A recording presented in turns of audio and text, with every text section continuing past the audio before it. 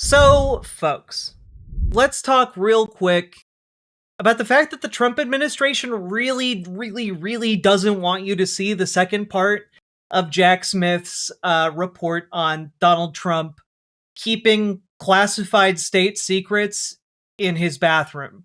So, a lot of you may remember that one of the big things during the Biden administration was the fact that Donald Trump took and then refused to give back some of the most classified documents in America that exist. Like, if you or I were found in possession of them outside of an appropriate viewing space, we would be like black bagged and taken to like a CIA black site. You would be gone, essentially. But Donald Trump kept these documents in boxes just willy-nilly around Mar-a-Lago, including at one point on stage during a party he was throwing in the same room. He kept them in a bathroom, he kept them in a shower, he kept them in an unsecured room off of one of his pools, and like was ordering his little minions to like move them around and bring them to his house. And like the level to which this is illegal would, again, I want to really emphasize here, disappear you into a CIA black site and you would likely never be seen or heard from again. Okay? Just full stop. Jack Smith was tasked with prosecuting Donald Trump about these classified documents. And, well, he has a whole report on said investigation. He is specifically requested that it be released. Other people are seeking for it to be released. And Donald Trump's favorite judge just blocked the release of said document. And what's really interesting is, of course, the judge who blocked this case from proceeding is Judge Aileen Cannon, the very same judge who has weighted everything in Donald Trump's favor throughout this entire process, who was appointed by Donald Trump. Okay? It's really awful. And not only is her ruling that, well, you're not going to get it this time, it is also any other future attorney general ever will be unable to release this document. It is not just, oh, you can't, we're not going to release it this time. It's in perpetuity, this document shall not be released. But like, how did they even get in the bathroom? Well, Sassy Sassa, when Donald Trump left office, he took all of those documents with him. He just took them with him and brought them to Mar-a-Lago. And then when the national records reached out and were like, hey, you got to give us those records back, he just said no and refused to give them back. It's fucking theft. And apparently some of these documents included like nuclear plans. You know, like it's ridiculous. That's not to say this is the end of the story, because it's not, right? Judge District Aileen Cannon, who was nominated to the bench by Donald Trump, granted a request from the president to keep under wraps the report on an investigation alleging that Trump stored sensitive documents at his Mar-a-Lago estate after he left the White House following his first term, that he obstructed government efforts to get them back.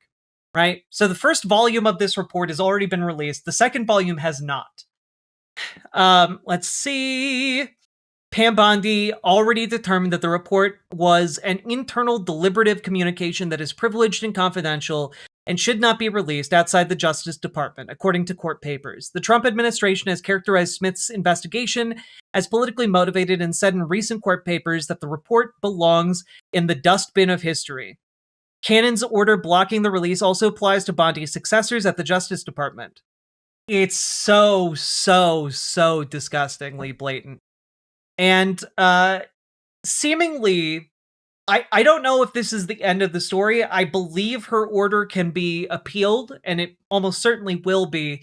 But also, there will be challenges and attempts to get this document released by various First Amendment rights groups. One that is mentioned by the Associated Press here is the Knight First Amendment Institute at Columbia University.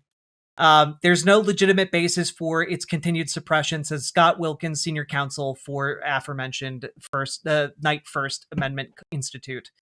Judge Cannon's decision to permanently block the release of this extraordinary significant report is impossible to square with the First Amendment and the common law. This is not the end of the story here, but it should tell us something. And it should tell us that that report is incredibly damning. Because if it wasn't, the Trump administration would not be basically engaging every effect at its disposal to prevent its release.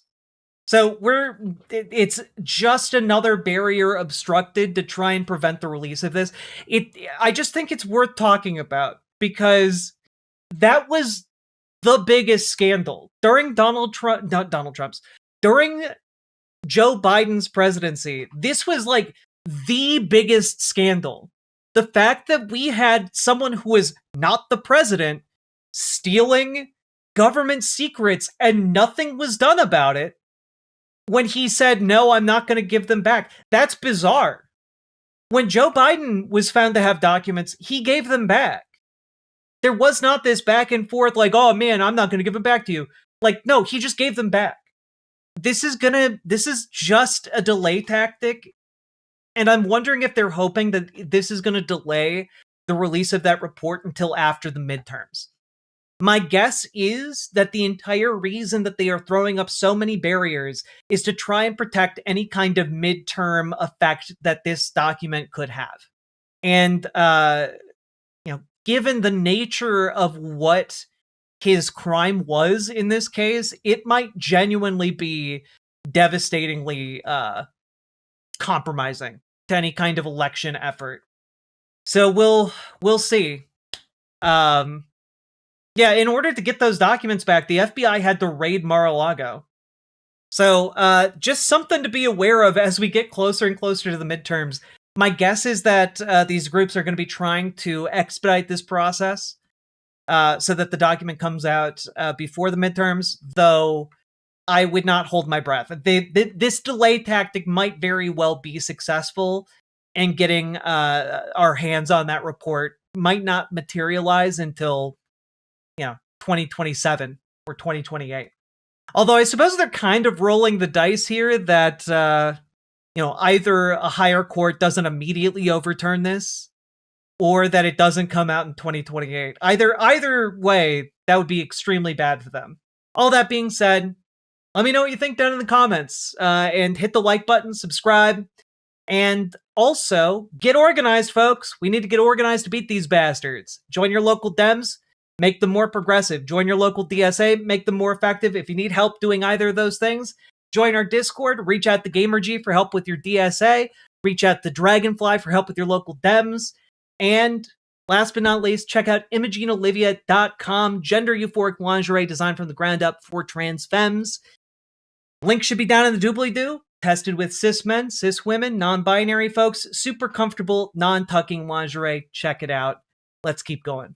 Riverboat Jack is going to town. All the viewers gather round. Twitch and YouTube and swishy streams. All that content is bursting the seams. Politics, gaming, plenty more. Your sense of fashion you'll adore. So grab your stuff and hop aboard. We're going straight to Jack's Discord. Riverboat Jack.